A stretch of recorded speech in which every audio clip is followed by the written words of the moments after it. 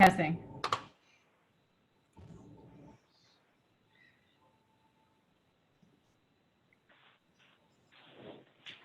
Hi, welcome. As we start joining, welcome and thank you for joining us today for the sixth and final part in our Social Emotional Learning Competencies webinar series. Today's topic is responsible decision making. If you are new to the format, audio and video will remain turned on. Please use the question and answer button on the bottom ribbon of your screen for any questions that can be addressed after the presentation. All other comments should be typed into the chat window. If you'd like to take a moment to introduce yourself, say hello into the chat window. Now is a great time while we wait for any last attendees.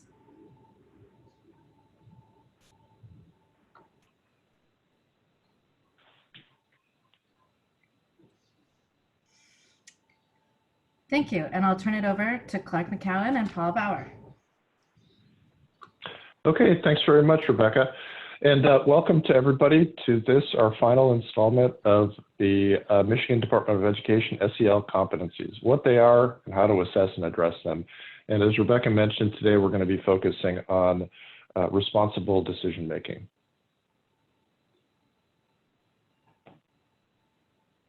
See if I can get the slide to advance.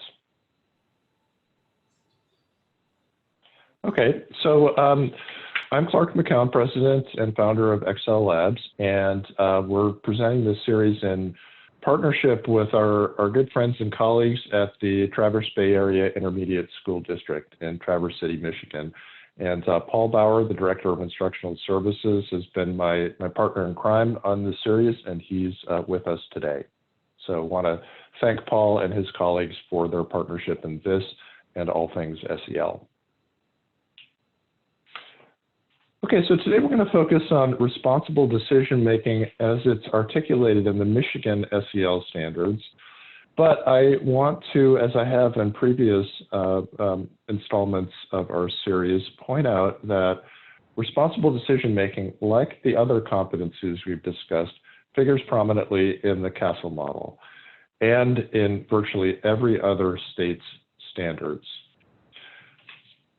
So I'm hoping that what we discuss today is not just Michigan specific, but is relevant to our visitors from other states and localities who are interested in understanding how to think about and assess and address responsible decision making as part of your SEL practice.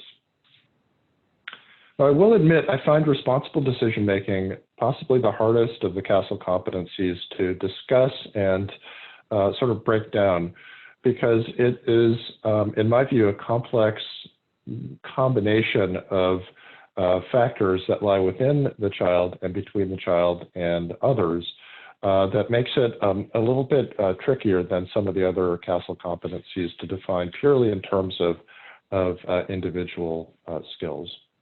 Well, let's get concrete and talk about what responsible decision making looks like within the context of the Michigan standards.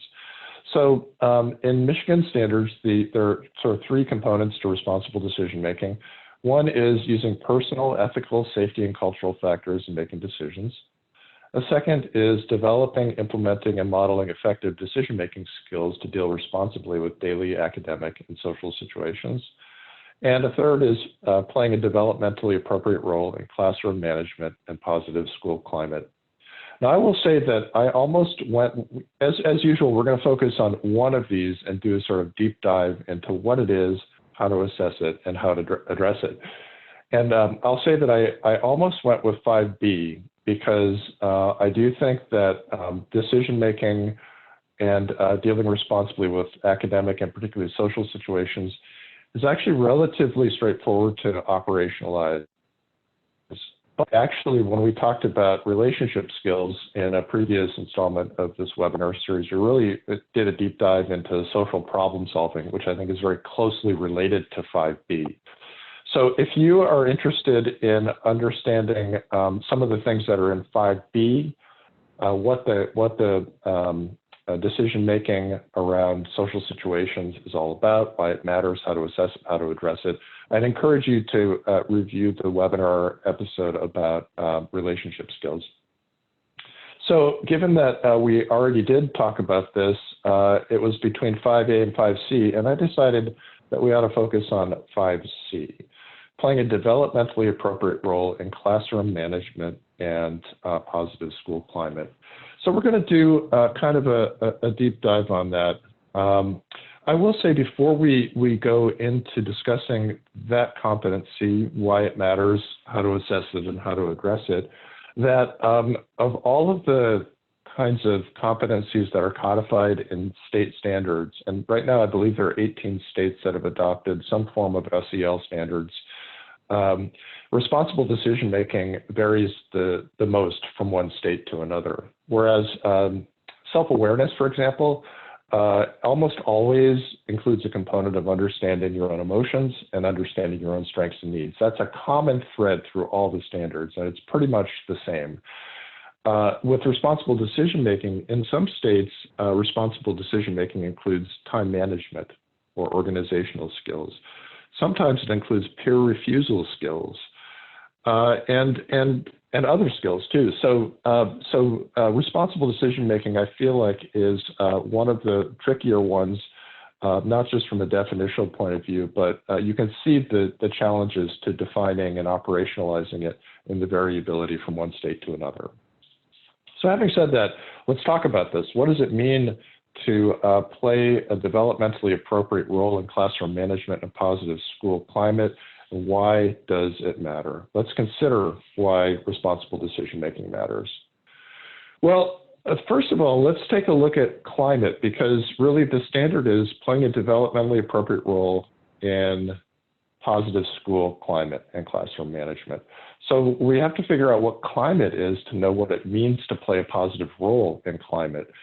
So climate is usually operationalized as students' perceptions of the conditions of learning. So these are three dimensions of climate as perceived by students that we know are highly correlated with academic, social, and emotional outcomes. Student sense of safety, student sense of belonging, and student sense that they're supported as learners. When students report that they feel safe, that they have positive connections to peers and adults, and that they're supported as learners, this tends to be associated with good outcomes for students. So this climate issue is real, it's important, it's research-based. So if we take that as the basis of climate, we have to think about what are the influences on climate? Because think about it for a second. The Michigan Standard is focused on an individual student competence, the ability to contribute to a positive school climate. It's locating that in the student. But let's think about the ways that students, teachers, and climates are all related to one another, okay? Because it's not just the student that creates the classroom climate. We know, for example, that what teachers do influences how students behave, right? So teacher practices influences student behavior, and what teachers do influences the classroom climate, the extent to which students feel safe, that they belong, and that they're supported as learners. Rests a lot on teacher practices, okay? So here we see that, that teacher practices influence classroom climate, and in fact, student behavior then does have an influence on the classroom climate, right? The extent to which each student feels safe, feels connected to peers, and to some degree feels supported as a learner is going to be influenced by the behavior of his or her classmates. And the classroom climate, in turn, has an influence on student behavior. Okay, so it's complicated. And student behavior, of course, is going to have some influence, although I'm making it a smaller arrow because I assume teachers are influencing students more than students are influencing teachers. My point here is that the standard suggests that student behavior is the key driver of classroom climate, okay? That students' ability to contribute to the classroom climate is the thing to focus on. And yes, it is one piece of the puzzle. But what teachers do influences the student behavior that influences the climate. what teachers do influence the climate, even irrespective of their influence on student behavior. So I think, as I was thinking about responsible decision making, I think this is one of the reasons why I feel that it's a complex topic, because it's hard to locate a responsible decision or responsible decision making purely inside of a student and a student's competencies. Okay, I don't share this to be confusing, but just to try to kind of locate this competence within the complex ecosystem in which it lives. Now, having said all of that, it is true, if you take this kind of general schematic to have a grain of truth to it, that what students do, their behavior, does have an impact on the classroom climate. So there is a piece of this that we can look at as located within the student and the student's skills and dispositions. Let's look at relationship skills, or responsible decision making in action for a second to see how it might actually live. So let's take this classroom. Okay, this is a elementary classroom, perhaps a second grade classroom, happy looking teacher, kids engaged. And so what does it take? The question is, what does it take for these students to play a developmentally appropriate role in classroom management and positive school climate? Okay, what behaviors do the students need to engage in so that they all feel safe, so that they all feel that they belong, and so that they're all supported as learners? Is this about students following rules and routines, or about behavioral compliance? Or is it about something bigger? And what is the most positive way for us to define what students should know and be able to do, essentially to be good citizens of their classroom, to contribute to a positive school climate and the management of the classroom? Well, let's talk nuts and bolts for a second. Let's talk about some of the things that go into contributing to a positive school climate, some of the students' contribution to a positive school climate, and how to assess it both formally and informally. So responsible decision-making is about playing a developmentally appropriate role in classroom management and positive school climate. Stay anchored in that. How can we formally assess the contribution that a student makes to classroom management and positive school climate?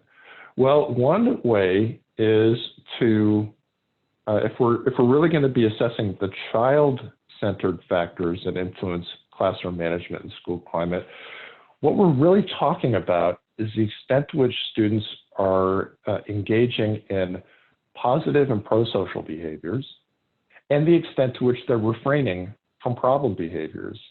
Those are the kind of global things that are going to contribute to the climate as a whole, the sense of safety, belonging, and academic support. So one way to do this is to get at the extent to which students are engaging in positive behaviors that contribute to a positive climate and refraining from problem behaviors that might detract from a positive climate is through teacher rating scales. So for example, you can have teachers rate the frequency with which students engage in socially positive behavior from almost never to almost always. And at the same time, you could have teachers rate the extent to which students engage in problem behaviors from almost never to almost always. Now, this is sort of, in one way, a schematic representation of a teacher rating scale. There are fairly comprehensive rating scales, such as the SSIS, that provides both global ratings of positive behavior and global ratings of problem behaviors, but also breaks those down into different dimensions. They're quite lengthy. I think it's 54 to 70 items. And so not always feasible to administer, but psychometrically very sound. We at xSEL Labs are going to be offering next year a 2-item teacher rating scale that looks a lot like this. There will be a list of positive behaviors, and for every student in a teacher's class, they're going to rate the extent to which the student engages in those kinds of behaviors. And then there'll be a list of problem behaviors, and the teacher will provide a global rating of the extent to which students engage in those negative behaviors. Doesn't give you the kind of fine-grained and comprehensive view, but gives you an overall snapshot. So you can look at things like, with our brief rating scale, you could look at the percentage of students in a classroom who are engaging in skilled behaviors, where 1 is almost never, and 5 is almost always. So you can see the kind of distribution of positive behaviors in a classroom.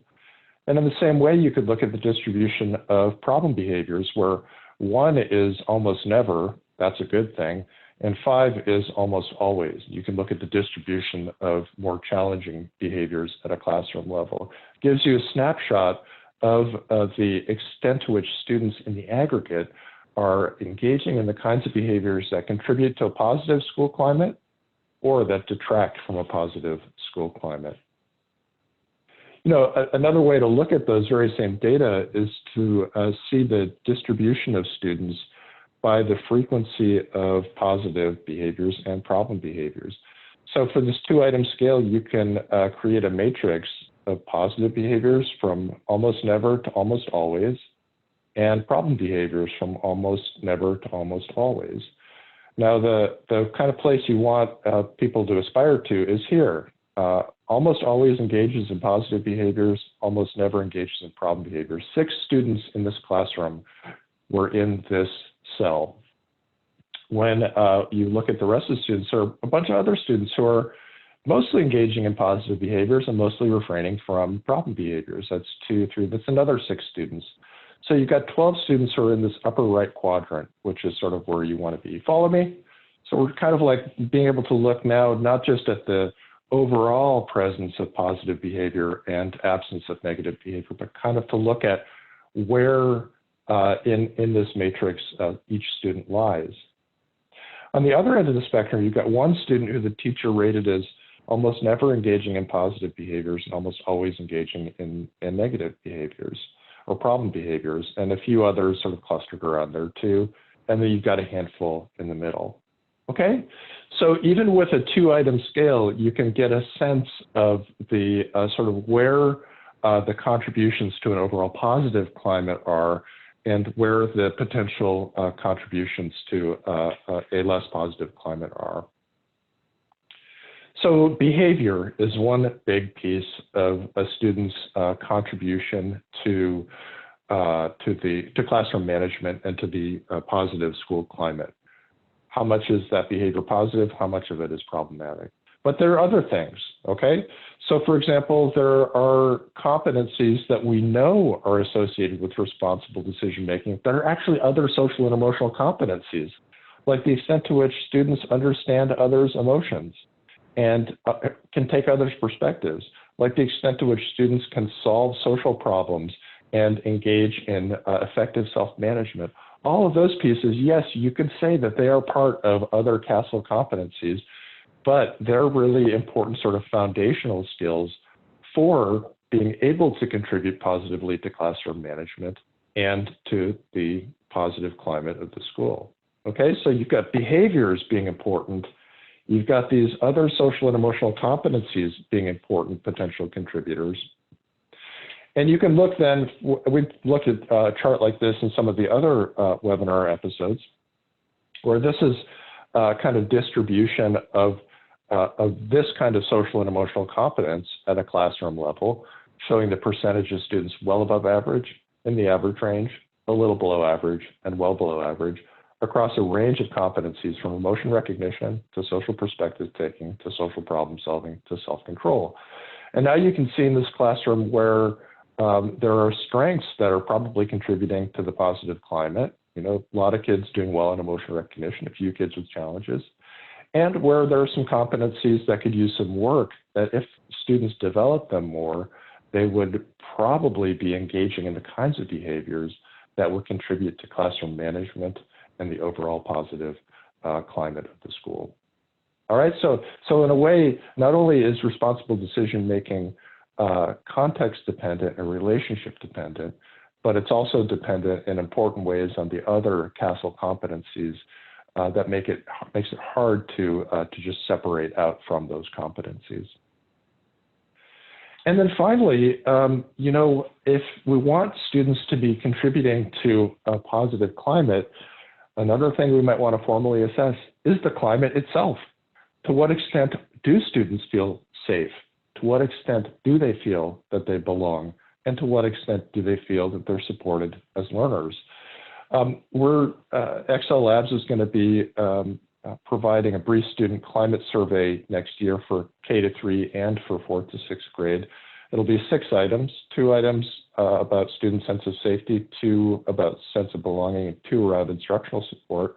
For the younger students, the way we're going to ask them because this is a questionnaire and how do kindergartners fill out questionnaires, we'll have 2 animated dogs, friendly animated dogs, interview the students.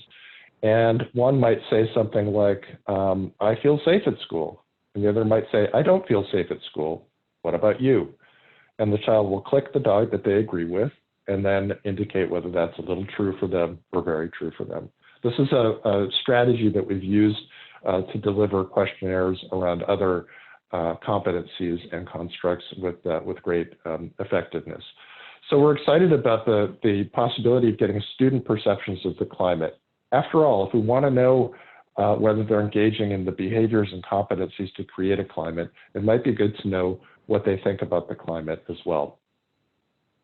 So this will result in reports that might look something like this. This is a little bit busy, but you can get an overall sense of the percentage of students who report feeling safe, that teachers care about them, that teachers help them learn. And you might be able to break it down, say, by grade level and look at the percentage of students who, at each grade level, who report feeling safe, that the rules are fair, teachers care, kids care, and so on.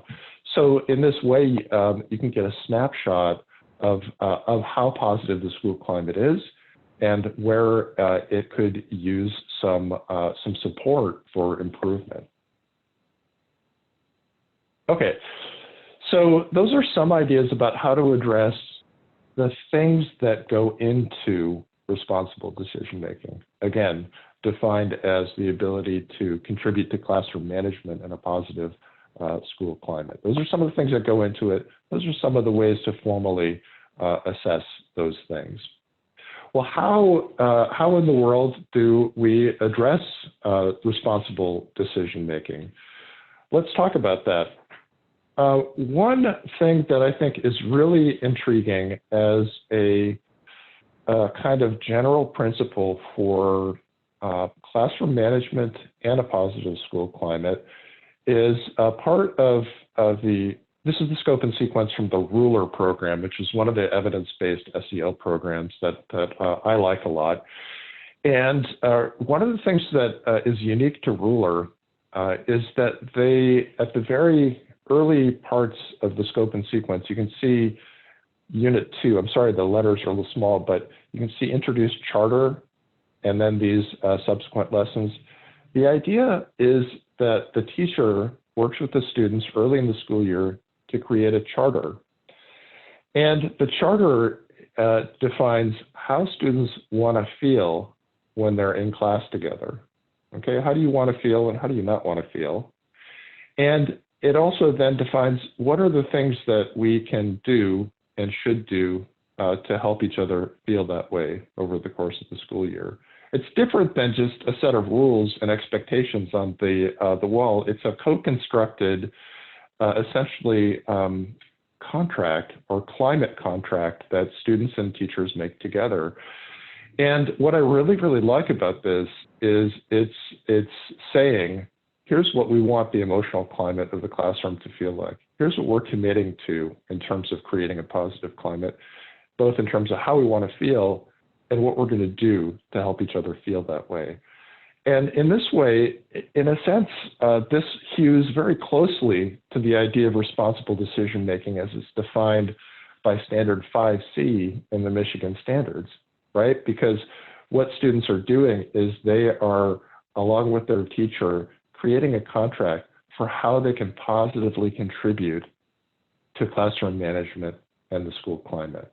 It's not how Ruler describes it, but as I was thinking about what that standard actually is getting at, this idea of creating a charter, a contract about how to support one another to create a positive climate is really, really consistent with that concept. So I don't think you need the ruler curriculum necessarily to enact this kind of strategy to help and encourage responsible decision making, but I think it's certainly useful. And then the thing that the charter can serve as is a touch point for when students are feeling the way that they agreed they want to feel in the classroom.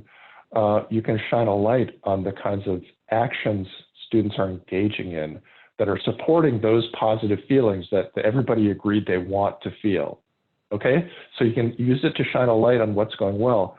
And conversely, when students are having unwanted feelings, feeling angry, frustrated, upset, for example, they can refer back to the charter and say, is this how we said we wanted to feel? And if it's not, what can we do to support getting back to a place where these unwanted feelings subside and are replaced by the feelings that we actually agreed we were going to support in one another? It can be a touch point for responsible decision-making continuously throughout the school year. The other thing that is much more kind of about operant conditioning almost is using data to help up their game, I say, the student's game. So, you know, in this fictitious classroom that where the teacher used this 2-item rating scale to assess the frequency of socially skilled behaviors and problem behaviors, you might say, well, I want to help these students go from where they are right now and sort of gravitate towards the upper right quadrant. So what do I need to do to help them increase the frequency of positive behaviors and decrease the frequency of negative behaviors? And this is a much more kind of contingency management, operant conditioning reinforcement approach, but it's certainly possible to do things simple like catching students doing the right thing. So even a student who's down here will engage in positive behaviors. So when you shine a light on those positive behaviors when they occur, that reinforces and makes them more likely in the future. Ignoring negative behaviors and reinforcing in some explicit way through a point system or token economy the kinds of behaviors that are going to help students move from the lower left quadrant to the upper right quadrant. It's not in some ways very SEL-ish, but in another way it is, because if we think these positive behaviors and problem behaviors are truly part of contributing to a positive school climate, then we really should focus on increasing the positive behaviors and helping to decrease some of the problem behaviors. You can also use the kind of competence data, the SELweb data that we have described to say, well, how do we not only focus on increasing positive behaviors, decreasing negative behaviors, but also to promote the competencies that we know are going to lead to more positive citizenship kinds of behaviors. Well, for example, in this classroom, we've talked about this classroom before, but we see that social problem solving is an area of relative need. So you might, in the use of the ruler curriculum, which is right here, focus on the lessons in the scope and sequence that focus on problem solving, and or bring in external resources or exercises to say, how can you teach kids to stop and calm down when there's a social problem, to identify a number of solutions that they could potentially deploy to solve that problem, to evaluate the pros and cons of those solutions, and to pick the best one. That's a very simple schematic, but it takes a while for kids to learn each of those steps and to be able to put them into practice. So you might use your data to sort of focus on some specific competencies that you think are going to be kind of high leverage skills for creating a positive climate and contributing positively to classroom management.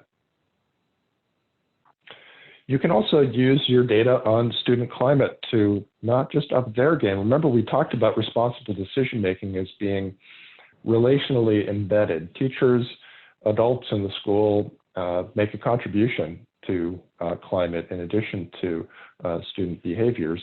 And so let's say you collected some climate data and you found that, well, in second grade, only 60% of students felt that the rules were fair. 40% said that kids care about me. Less than 60% said teachers care about me. And about 50% of kids said teachers encourage me. So we find that the second grade team says, well, you know, these are lower levels of these kinds of dimensions of the climate than we would want. Of course, we're going to support students' development of positive behaviors and competencies to contribute to a classroom climate. But we're also going to reflect on what we can do as adults in these children's lives to contribute to a greater sense of safety and fairness, to a greater sense of belonging, both with peers and with adults, and to a greater sense that teachers are on kids' side and supporting them academically. That doesn't have these data don't have the answer to what adults need to do to increase those scores, as it were, but I believe that embedded in this report is really important information about to start a conversation about what do we think is happening now that might be contributing to scores that are lower than we want in terms of the climate, and what's in our sphere of influence, simple things like welcoming students at the door, like engaging in circle time and doing it in a way that actually promotes positive peer connections and support for one another. What are some of the things that we could put in place to try to see if we can move the needle in terms of students' sense of safety, belonging, and instructional support? So these are highly divergent kinds of strategies we're talking about. Okay, we're talking about it's setting a charter for how you want to feel and what everybody's going to do to contribute to that feeling. That's kind of a climate-based intervention right there. We're talking about supporting the increased frequency of positive behaviors and the decreased frequency of problem behaviors in a kind of contingency management approach. We're talking about supporting the universal acquisition of social emotional competencies like social problem solving as a way to contribute to classroom management and classroom climate. And we're talking about actually explicitly looking at the climate and seeing what adults can do to improve the climate. It's a much more diverse range of approaches that I'm offering to you today than in other episodes of the webinar series. In part, as it's a reflection of the kind of conceptual diversity of this idea of responsible decision making. Some of it certainly lies within the child, but some of it lies within the community, within the adult, and elsewhere. And so I think to promote this idea that students are going to contribute to positive classroom management and to the positive classroom climate, really we need to be looking across the different points of influence for that competence. Not all of those points of influence lie within the child. Okay, the last thing I want to suggest to you in terms of strategies for increasing students' ability to contribute to classroom management and a positive classroom climate is simply strong instructional practice. And I'm going to use the metaphor of fluoridating the water. Now, we know that when a small amount of fluoride was placed in drinking water, and I believe this was in the 1950s, the incidence of cavities went down tremendously. It was one of the most successful public health interventions in the history of the world. And so the question is, if you want students to be positive contributors to the classroom climate and to classroom management, what are the instructional equivalents of fluoride that are going to, just by their very presence in the classroom, help students engage in the kinds of behaviors that are going to help with classroom management and that are going to help with the overall climate? Well, this slide I borrowed from my friend Bridget Hamry, who's the CEO of a company called Teachstone. And Teachstone offers an assessment called the CLASS, which is the Classroom Something Scoring System, Classroom Assessment Scoring System. It is an observational measure of teaching practices where a trained observer goes in to observe a teacher, typically early childhood or elementary, but I believe they have middle school and high school version. And they observe behaviors that reflect 3 dimensions of instruction. One is emotional support, okay? And emotional support is what teachers do to create a warm and a safe environment for children. Things like acknowledging the child, smiling to the child, acknowledging the child's feelings. And we know that emotional support, higher levels of emotional support are associated with increased social competence, better relationships with teachers, and it also impacts language and literacy skills. The second dimension of instruction measured by the class is classroom organization. And this is really what teachers do to manage children's time, attention, and behavior in the classroom. We know that higher levels of classroom organization lead to better executive functioning, inhibitory control, behavioral competence, and academic gains. So classroom organization is another piece of fluoride in the water that affects things that are associated with the climate and children's contribution to classroom management. And then finally, the class is designed to measure instructional support. And instructional support is what teachers do to promote higher order thinking and language skills, like asking open-ended questions or connecting the questions that teachers are asking to a student's specific area of interest or curiosity. We know that instructional skills are associated with behavioral competence, social emotional competence, and language and literacy skills. Interestingly, Bridget mentioned to me recently that of these 3 competencies, the one that leads to the greatest improvements in teacher-student relationships among African-American students is instructional support. So the higher the level of instructional support a teacher is demonstrating, the closer the relationship between African-American students and their teachers. Now, this is not universal, but that's a general finding that they found. And it ran counter to some of their expectations that maybe emotional support and classroom organization would be the drivers. In any case, the major point here is that these are not SEL interventions. These are not behavioral interventions. These are elements of strong instruction. It's a particular model. There are other models out there. But I guess my major point here is that if we assume that and agree that emotional support, organizing a classroom well, and providing interesting and engaging instruction are general ingredients of strong teaching, then those kinds of interactions that come out of strong teaching themselves promote the kinds of behaviors and competencies that in turn contribute to classroom management and the overall climate. So again, it's a little bit of a funny lens to be looking at social and emotional competence through, but it's just another piece of evidence that the idea of responsible decision-making goes beyond the skills and competencies that lie within an individual child.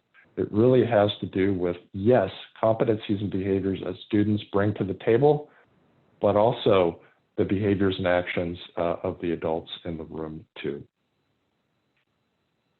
Okay, let's pull it all together. I've shown you this slide before, but I just want to share again. We've talked about a lot of different ideas about assessment and about tactics for promoting responsible decision-making. And I want to just share with you again a kind of practice model for integrating assessment and SEL practices in support of, this time, responsible decision-making. Now, this is a timeline going from fall to spring of a school year.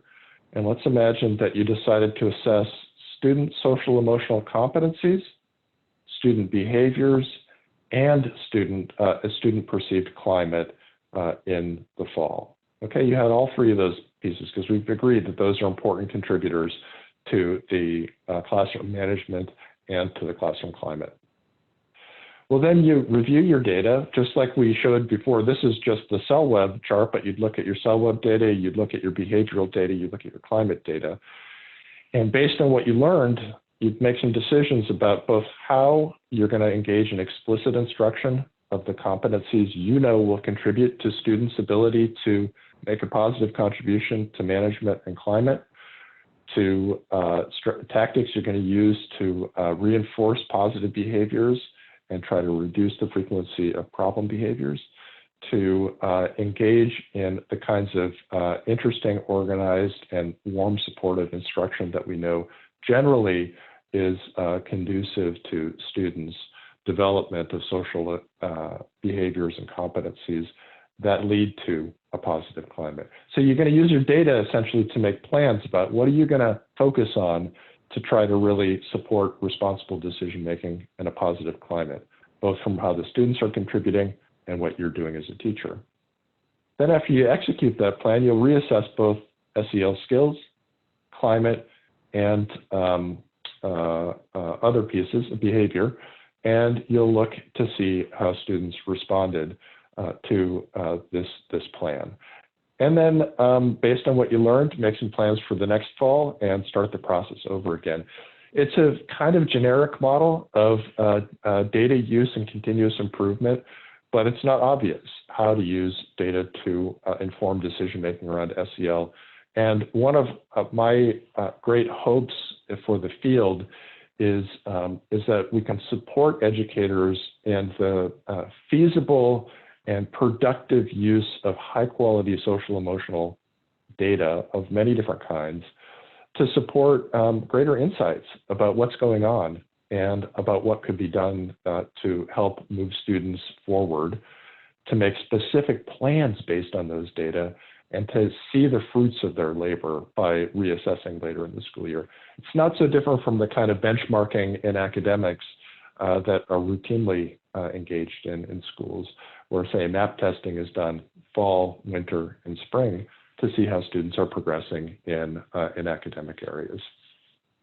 Okay, I'm going to stop now, and I just want to say once again, thank you all for your participation in the webinar today. I really appreciate your coming, and thank you again to Paul and his team for their partnership around this and other SEL activities. And now I'll just open the floor to any questions, comments, or thoughts that people have about responsible decision making. Clark, I have one. A conversation that's come up is there seems to be a continuum within schools of teacher-centered to student-centered levels of autonomy that are in play in schools. And so I'm curious, specific to this one and thinking about that notion of students play somewhat of an active role in appropriately designing the classroom management and contributing to positive school and climate.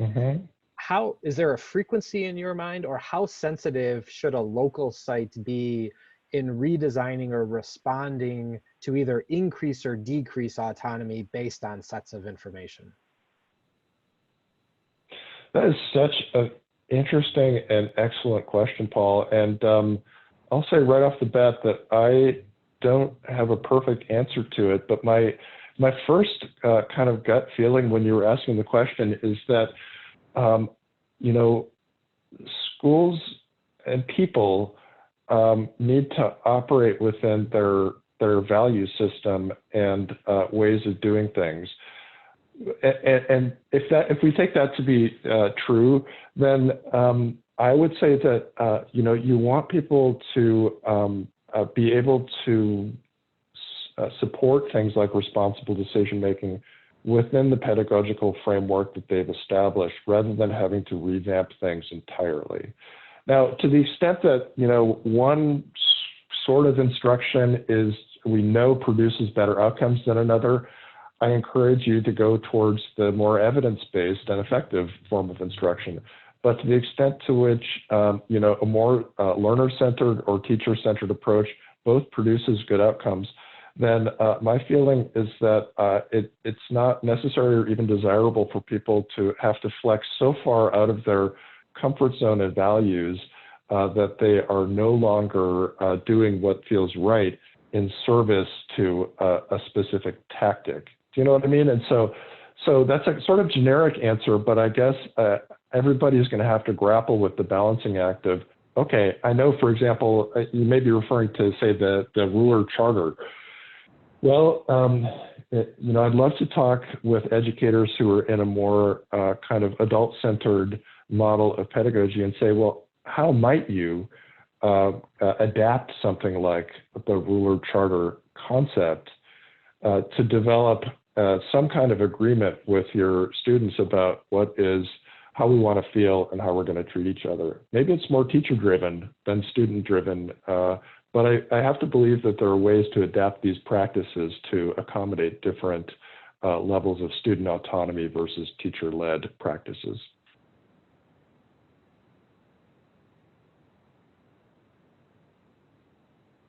I appreciate that. I was building on the idea from you had cited earlier, just about when we look at behavior across settings, how frequently do we engage staff in having that clarity, since this specific component within the MDE competencies is so reliant on the adult articulation. So just thinking about those students changing classes, class period to class period, and when there's high flexibility or variance, inevitably students that aren't as responsive to the changing environment inevitably are the ones that get marked as not having that, versus internally reflecting as adults about the mismark that we may have had about not having continuity. Yeah, it's a great point. And again, I don't know how to sort of solve that challenge, but it is one of the challenges that comes up with a competency that's so kind of complex and embedded, like responsible decision making. It's harder to measure. It's harder to know how much each individual classroom context and teacher-student relationship is kind of moving the needle for an individual student on responsible decision making. I mean, I think it's wonderful that it's in the standards, and we ought to aspire to assess and address responsible decision making. I do think that to the extent that responsible decision making is an outgrowth of other competencies that are more easily measured and addressed, it may be helpful as a kind of global rule to focus on those competencies that are more straightforwardly assessed and addressed, and think in a secondary way about the impact of those competencies on responsible decision making. I'm just reading a question that came in, and I'm hoping to get it accurately. Can you give us any more information on the assessment used to determine the higher instructional support, better teacher-child relationship data? Yeah, in fact, I'm going to type in the chat window the name of the company. It's Teachstone. And if you go to just Google Teachstone and it'll come up. It's called the Classroom Assessment Scoring System. It's a really well-validated measure of instructional practices. It's used around the country, largely in early childhood settings, but increasingly in elementary and secondary settings too. It is one of the really nice things about it is what Teachstone does is they provide the assessment service so you can get a handle on teachers' strengths and growth areas along these three dimensions. But they don't just leave it at that. They have coaching and professional development supports to help teachers improve in terms of areas of growth. So if emotional support comes up as an area of challenge for a teacher when they're measured by the class, Teachstone has really wonderful coaches and other supports who can help to nurture those competencies within the teacher. So it's kind of a formative assessment designed to inform how to support teachers to do excellent instruction. Teachstone has a lot of information on their website, both about the class and about the services that they provide to support strong instruction. It is, just so you know the sort of background, the class was developed by researchers at the University of Virginia's Curry School of Education Bob Pianta and Bridget Hamry were the original investigators who developed and validated the assessment. And it works so well in terms of both guiding professional learning for teachers and producing wonderful outcomes for students that they really felt like they wanted to get it into the hands of as many people as possible to have it benefit the educational community, which is what led them to start Teachstone about 5-10 years ago, and it's really taken off like wildfire.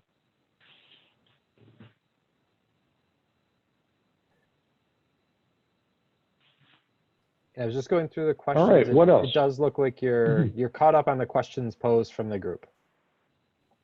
Okay, all right. Well, thank you for fielding them, Paul. And again, I want to thank everybody for coming today. Really appreciate your attendance. Responsible decision making is one of the trickier ones. So I hope that this was productively thought-provoking for people and not just confusing. You can tell that I wrestle with responsible decision making myself, not personally, but as a concept.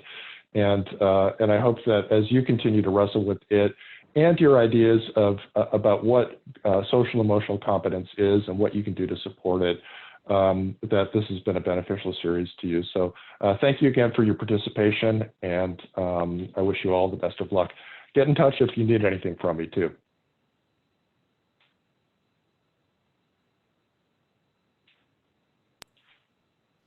Okay, thank you for joining us. We will end the webinar now.